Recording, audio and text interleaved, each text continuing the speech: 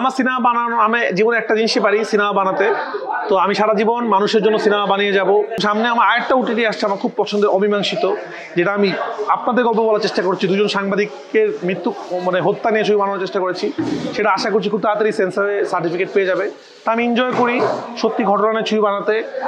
মানুষ যেই গল্পগুলো আসলে মানুষ দেখতে চায় সেগুলো নিয়ে বানাতে আমি খুব এনজয় করি, এবং আমি সামনে ইনশাল্লাহ বানাবো। তো আমি সত্যি ঘটনা নিয়েই বানিয়েছি, কার ঘটনা সেটা বলবো না, সেটা আপনারা দেখলে বুঝতে পারবেন। বাট হ্যাঁ, আমি একজন সাংবাদিক দম্পতিকে গল্প নিয়ে বানানোর চেষ্টা করেছি।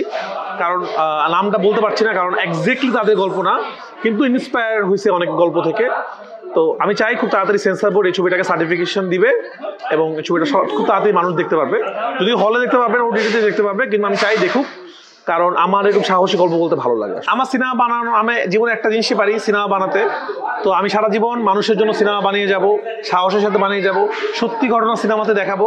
তো এটা আমার আরাম লাগে, শান্তি লাগে, কারণ আমি জানি আমি আসলে একজন ফিল্ম ডিরেক্টর। আমার অনেক বেশি, আমি পলিটিশিয়ান না, বা আমি অনেক কিছু না। আমি একটা জিনিস বানাতে পারি, সিনেমার মাধ্যমে আমি আসলে যুদ্ধ করে যেতে চাই আসলে।